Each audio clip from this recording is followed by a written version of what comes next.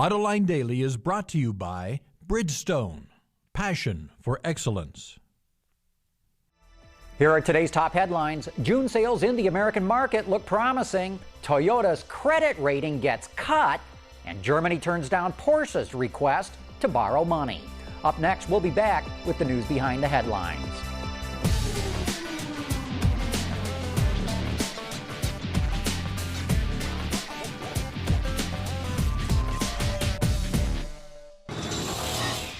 This is Autoline Daily for Wednesday, July 1st, 2009, and now the news. June sales in the U.S. market come out later today, and they're expected to show modest improvements. Sales will likely be down around 30% compared to a year ago, but should be above sales in May. The annualized sales rate could top 10 million units, which is still a disaster level, but will be considered a turning point if it does happen. Two things to look for.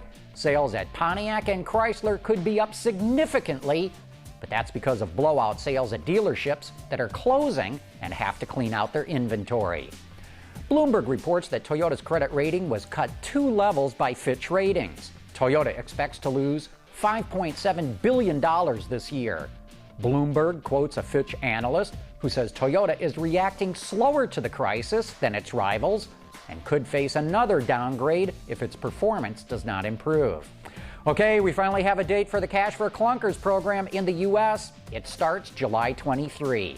Consumers are able to qualify for credits now, but have to wait until July 23rd because not all the details are hammered out yet. Meanwhile, Reuters reports that French auto sales were up more than 7% last month, thanks to a similar program in France.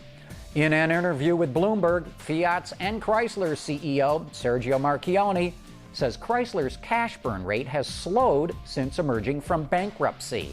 Marchionne declined to say how much Chrysler has gone through since emerging, but he's working with the U.S. Treasury to decide what and when to make financial information public.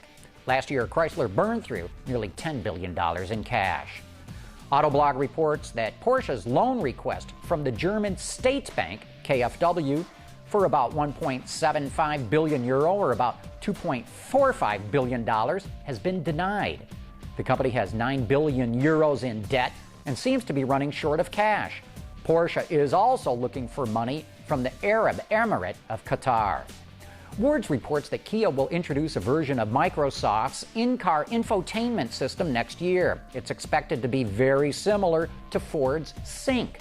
The company has not identified which models will get the technology, nor what specific functionality it will offer. Data shows that Ford vehicles equipped with Sync move twice as fast as vehicles without it. This represents a big step up in technology for Kia and Hyundai, who will share the system, since many of their models lack even optional navigation systems. Coming up next, time for You Said It.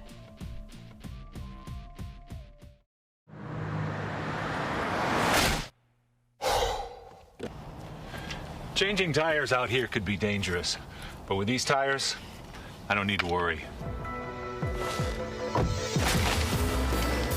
Bridgestone. And now it's time for some of your feedback. This is You Said It, where I get to respond to some of your questions and comments. Jim Sawyer writes about Nissan getting $1.6 billion from the U.S. government to retool a plant to make electric cars in Tennessee. He asks, how much help has any U.S. automaker received from the Japanese government? Jim, you know that I know that you know that the Japanese government has never given a nickel to American automakers and never will. But you know, it's not just the Americans. The Japanese don't let any foreign automakers build cars in their country. Jim also asks, Tesla gets nearly $500 million, yet Daimler just bought 10% of Tesla for $50 million. That means Tesla has, in effect, doubled its market capitalization thanks to the U.S. taxpayer. Well, clearly, Tesla has very good political connections to get that much money for a company that has barely built any cars. Salvador G. wrote in to ask, do you think it's possible that the new Renault Scenic could be sold here in the U.S. as a Nissan? Salvador, that's a great question. Or is it a suggestion? You know, I think it is possible, though we haven't seen any rebadged Renaults show up as Nissans, at least not yet. And finally, Kit Gerhardt saw our report on the Cadillac CTS wagon and asks, does GM have access to any good diesels for the right size for the CTS? For reasons only marketing people know, Mercedes-Benz doesn't put diesels in E-Class wagons bound for North America, so Cadillac would have an opening in what might be a good market.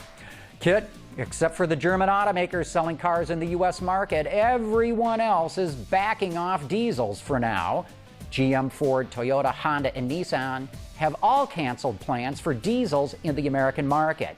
The biggest culprit is the cost of meeting diesel emission standards in the U.S. Hey, join us Thursday night for Autoline After Hours, the only live webcast that discusses everything and anything about cars and the industry that makes them. Join me, Peter DeLorenzo, and Jason Vines tomorrow night live at 7 p.m. Eastern or 2300 hours GMT. And that is it for today's broadcast.